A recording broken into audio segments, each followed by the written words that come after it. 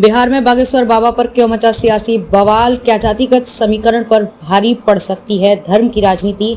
बागेश्वर बाबा के पटना दरबार में प्रतिदिन 8 से 10 लाख लोगों के पहुंचने का दावा किया जा रहा है। पंडाल से चारों ओर दूर दूर तक फैला जनसैलाब किसी भी राजनीतिक दल की नींद खराब करने के लिए पर्याप्त है, जो अपनी सभाओं में भीड़ जुटाने के लिए महीनों कड़ी मेहनत करते हैं और पैसा खर्च करते हैं। इसके बाद भी कोई भी राजनीतिक दल इस तरह की जनसभा एकत्र करने में असफल ही रहता है।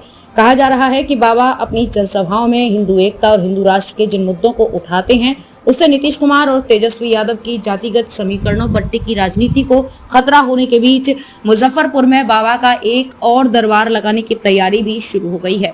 क्या बागेश्वर वाले बाबा की लोकप्रियता इतनी अधिक है कि वे लंबे समय से चली आ रही बिहार की जातिगत समीकरणों की राजनीति को प्रभावित कर सकें? क्या वे भाजपा को लाभ पहुंचा सकते हैं? बाबा बागेश्वर के दरबार को भाजपा प्रायोजित बनाने में कितनी सच्चाई है? भाजपा को क्यों सूट करते हैं बाबा बागेश्वर? बागेश्वर धाम के प्रमुख पंडित धीरेन्द्र कृष्ण शास्त्री अपने दरबार में जिन मुद्दों को उठाते हैं, वे भाजपा की राजनीति को सूट करते हैं। वे जातिगत बंधनों को तोड़कर पूरे हिंदू समुदाय को एक करने की बात करते हैं। वे हिंदू राष्ट्र का मुद्दा भी उठाते हैं, जो भगवा खेमे का प्रिय विषय रहा है।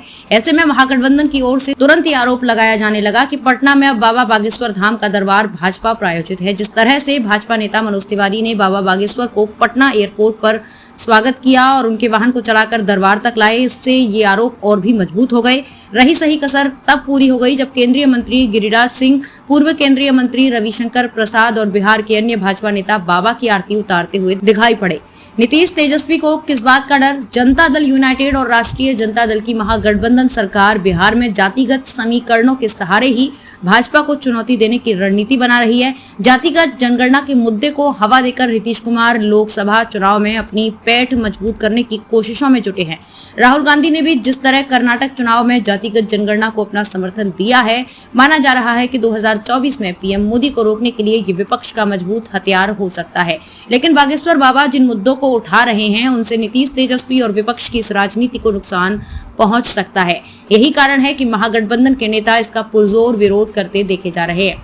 तेज प्रताप यादव तो अपनी सेना के सहारे बाबा को ठीक करने और उन पर केस दर्ज कराने की चेतावनी तक दे चुके हैं। बाबा के दरबार में उमड़े आस्था के सैलाब को देखकर महागठबंधन ने उनके विरोध के स्वर कमजोर अवश्य कर लिए हैं, लेकिन बाबा के बुलावे के बाद भी तेजस्वी यादव उनके दरबार तक नहीं पहुंचे हैं। बिहार में नहीं चल रहा था हिंदू कार्ड। भाजपा ने अपने हिंदू कार्ड के जरिए देश के अलग अलग हिस्सों में अपनी पैठ बनाने में सफलता पाई है। उत्तर प्रदेश में प्रधानमंत्री मोदी और बाबा योगी आदित्यनाथ के सहारे भाजपा ने अपना हिंदू कार्ड बहुत ही अच्छी तरह से खेला है। इसका असर चुनावी परिणामों पर साफ दिखाई पड़ रहा है। लेकिन यूपी के ही पड़ोसी राज्य बिहार में जातिगत राजनीति के आगे उसका ये दाव यहाँ कारगर नहीं हो पा रहा था।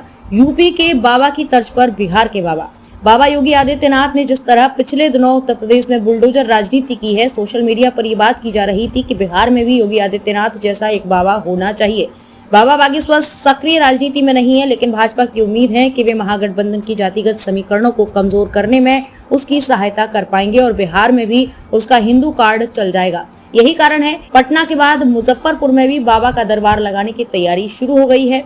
नीतीश कुमार को अपनी राजनीति खोने का डर सता रहा है। बिहार भाजपा नेता जयराम विप्लव ने अमर उजाला से बात करते हुए कहा कि बाबा बागेश्वर पूरे समाज की एकता की बात करते हैं। ऐसे में उनसे परेशानी केवल उन्हीं लोगों को हो रही है जो समाज को जाति के नाम पर तोड़कर अपनी राजनीति करना चाहते हैं।